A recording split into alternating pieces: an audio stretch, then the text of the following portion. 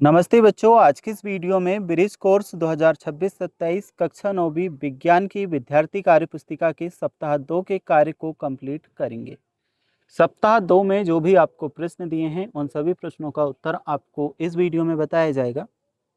तो बच्चों, ये है आपका द्वितीय सप्ताह हमारे आसपास के पदार्थ। यह आपको पेज नंबर 9 से लेकर के तो पेज नंबर 22 तक आपको देखने को मिलेगा। पेज नंबर 9 से इस द्वितीय सप्ताह का स्टार्टिंग दिया गया है। तो पेज नंबर 9 से लेकर के 22 तक इस वीडियो में मैं आपको सॉल्व कराऊंगा। ये सप्ताह 2 आपका इस वीडियो में पूरा कंप्लीट हो जाएगा। ठीक है, देखो बच्चों, मैंने नीचे आंसर भी लिख रखे हैं, एक बार मैं आपको बता दूं। ये प्रॉपर रेड कलर में मैंने सारे जो क्वेश्चन हैं उनके आंसर यहाँ पे फिल कर रखे हैं। इनके आंसर हम देखें इससे पहले थोड़ी सी जो समझने वाली चीज़ें हैं वह भी आप समझ लो, ताकि आपको अच्छे से याद भी रहे। हमारे आसपास के पदार्थ द्वितीय सप्ताह का कार्य आपको दिया है। संसार में प्रत्येक वस्तु जिस सामग्री से बनी होती है उसे पदार्थ कहा जाता है। जैसे हवा, पत्थर, भोजन, बादल, तारे, पानी, रेत आदि। कोई भी चीज हो उसे पदार्थ कहा जाता है। ठीक है, हमारा शरीर भी पंचतत्व से मिलकर बना है। किस किस से? वायु से, पृथ्वी से, अग्नि से, जल व आकाश, ये सभी पदार्थ हैं। अब कण पदार्थ हम समझ चुके हैं। जो भी चीज होती है समस्त चीज पदार्थ होते हैं। कण पदार्थ जिस सूक्ष्म इकाइयों से मिलकर बना होता है उसे कण कहते हैं। जैसे नमक प्लस जल, पदार्थ के कण निरंतर गति करते रहते हैं। अर्थात हमारे आसपास सभी सामग्री छोटे छोटे कणों से मिलकर बनी होती है, जिन्हें हम पदार्थ कहते हैं। फिर इसके बाद दिया है तत्व। ऐसे सभी सरलतम पदार्थ जिन्हें विभाजित नहीं किया जा सकता, अर्थात अन्य पदार्थों में परिवर्तित नहीं कर सकते, तत्व कहलाते हैं।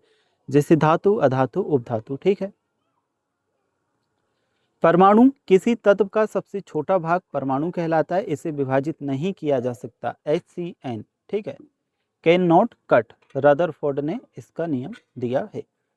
अणु परमाणुओं के समूह को अणु कहते हैं। यौगिक दिया है, जब दो या दो से अधिक तत्व निश्चित अनुपात में संयोग करते हैं तो यौगिक निर्माण होता है।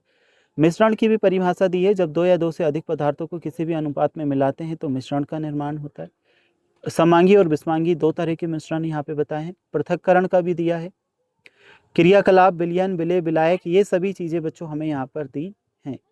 चलिए अब हम नीचे चलते हैं, थोड़ा सा स्क्रॉल करते हैं तो यहाँ पर आपको देखने को मिलेगा क्रियाकलाप। आइए पहचानें। अपने आसपास दिखाई देने वाली वस्तुओं की एक सूची बनाएं। उन सामग्रियों के नाम भी तालिका में लिखें। मैं अवलोकन करता हूँ। देखिए, ये पेज नंबर आपको बता दूं ताकि इजीली आप समझ जाओ। 10 के बाद में ये पेज नंबर 11 पर हम आ चुके हैं और यहाँ सॉल्व कर रहे हैं। तो लोहे की कुर्सी और मिट्टी का घड़ा मैंने यहाँ पे लिखा है। सामग्रियाँ जिनसे वे बनी है, लोहा धातु और मिट्टी धातु, यहाँ पे मैंने लिखा है। क्रियाकलाप 2.2 है। इसमें आप यहाँ पे देखिए, कांच लिखोगे, यहाँ प्लास्टिक, यहाँ धातु स्टील और यहाँ पे मिट्टी। तो ये आपका कंप्लीट। नीचे हमें गतिविधि 1 को सॉल्व करना था। अपने आसपास की चमकदार वस्तुएं एवं उनसे बनाने प्रयुक्त सामग्री तालिका में लिखिए। तो यहाँ पे हमने क्या लिखा? चमकदार वस्तुओं में चम्मच, तांबे का लोटा, चांदी की कटोरी, सोने की अंगूठी। सामग्री स्टील, तांबा, चांदी और सोना, ये आपको फिल करना है। यहाँ पे यह भी लिखा है, कुछ सामग्री की सतह चमकदार नहीं होती, उदाहरण कागज, लकड़ी, रबर, जूट। ये तो बच्चों ऑलरेडी आपकी बुक में लिखा होगा, और जहाँ जहाँ पर आपको जगह दी है वहीं आपको आंसर लिखना है। एक्स्ट्रा आप आंसर मत लिखना।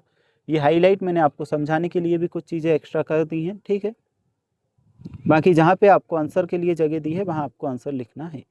गतिविधि 2 आपकी आ जाती है, इसे हम समझेंगे। आइए नीचे तालिका में दी गई वस्तुएं नरम अथवा कठोर में वर्गीकृत करें। कौन सी वस्तुएं नर्म हैं, कौन सी वस्तुएं कठोर हैं, उन्हें वर्गीकृत करना है।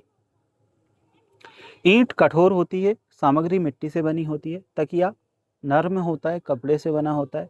गिलास कठोर होता है, कांच से बना होता है। मेज कठोर होती है, लकड़ी से बनी होती है। स्वेटर नर्म होती है, नम और ऊन से बनी होती है। यहाँ पे एक पिक्चर दी है, एक पेड़ हमें दिखाई दे रहा है, क्लासरूम जैसा दिखाई दे रहा है। ठीक है, चित्र के आधार पर ईंट, पेड़, दरवाजा, खिड़की, ये हमने लिखा ईंट, पेड़, दरवाजा, खिड़की। सामग्री जिसके आधार देख पाते हैं पारदर्शी सामग्री कहते हैं। सामग्री जिसके आधार नहीं देख पाते उन्हें अपारदर्शी सामग्री कहते हैं।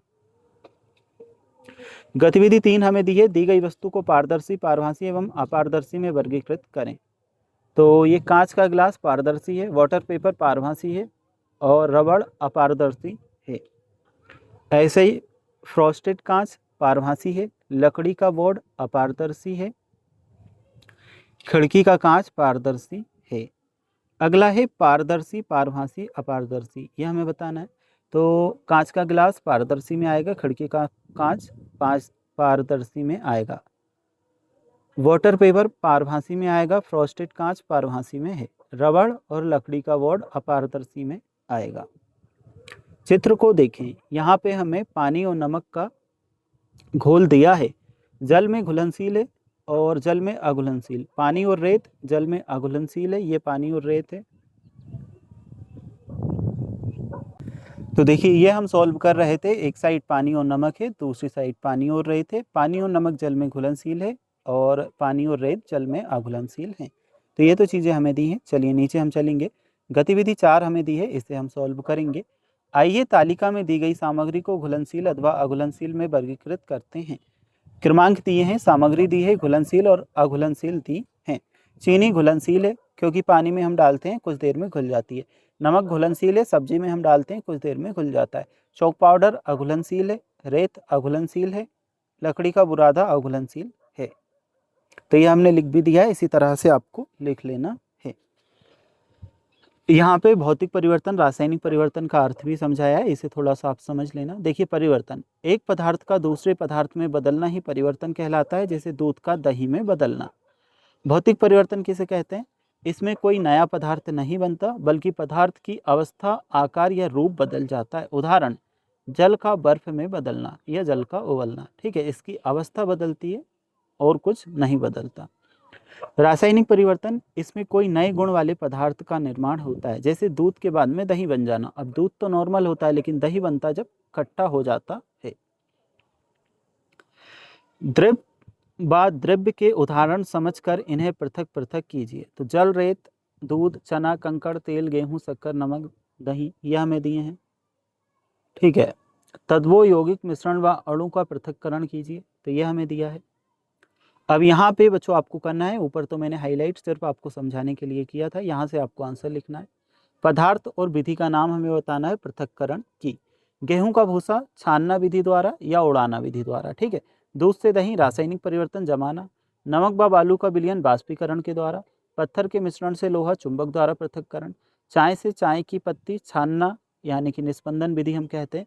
पानी से तेल को पृथक करना अवक्षेपण डिक्टेंशन विधि हम कहते हैं। तो ये आपका सोल्व हो जाएगा। इसके बाद हम देखते हैं आपका अगला क्वेश्चन। सममांगी व विषमांगी विलयन का चयन कर पृथक पृथक लिखिए।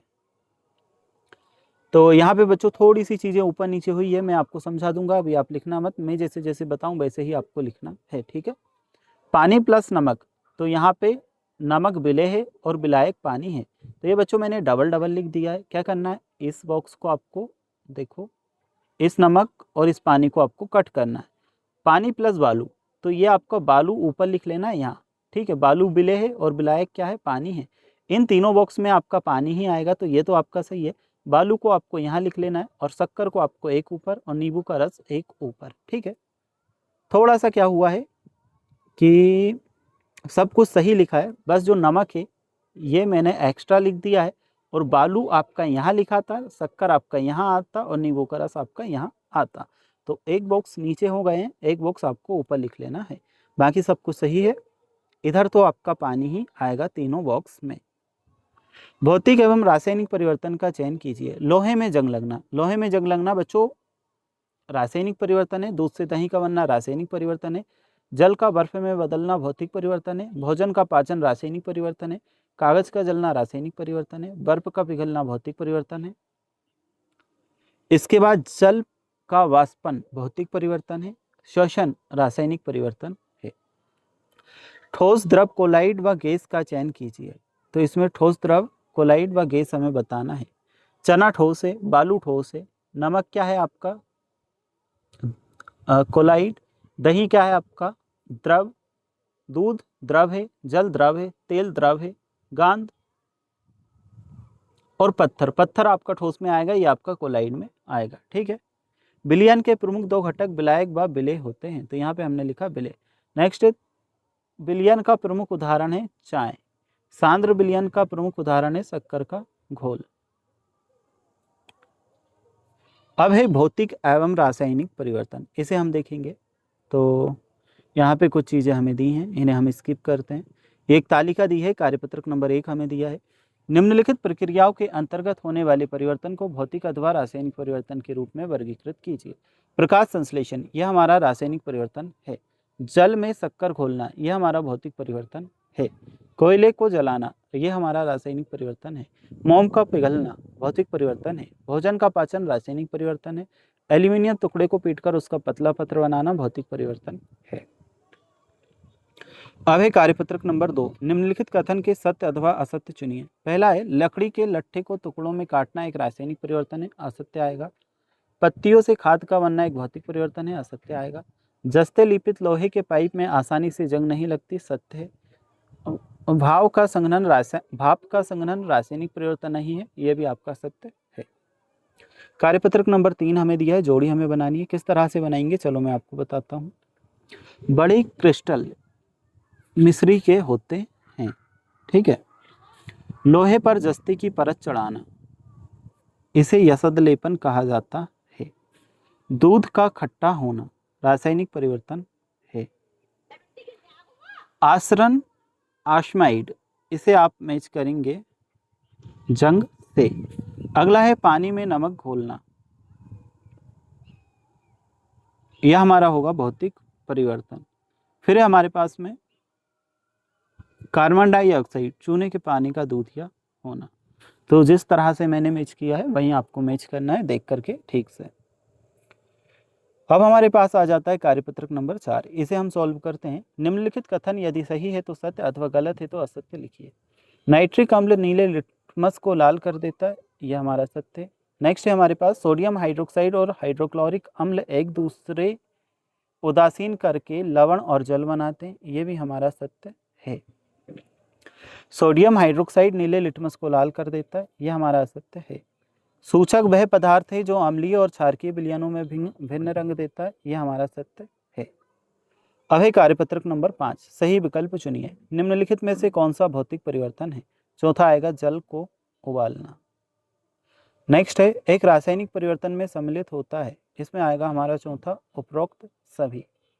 फिर है एक व्यक्ति अपने घर मुख्य द्वार जो कि लोहे से बना है को पेंट कर रहा है गेट को जंग से बचाने के लिए, यह हमारा उत्तर आएगा। नेक्स्ट है गैल्वेनीकरण, जस्ते की परत चढ़ाना किस धातु में किया जाता है, तो यह आएगा हमारा जिंक। अब है कार्यपत्रक नंबर 6, रिक्त स्थानों की पूर्ति कीजिए। शक्कर का विलयन बनना, यह आएगा भौतिक परिवर्तन। गेहूं में आटा बनना भौतिक परिवर्तन। दूध से दही का बनना, यह आएगा रासायनिक परिवर्तन। अब यहाँ पे हमें दिया है दैनिक जीवन में पृथक्करण की विधियाँ, कुछ यहाँ पे विधियाँ भी हमें बताई गई हैं, इन्हें हम स्किप करते हैं। और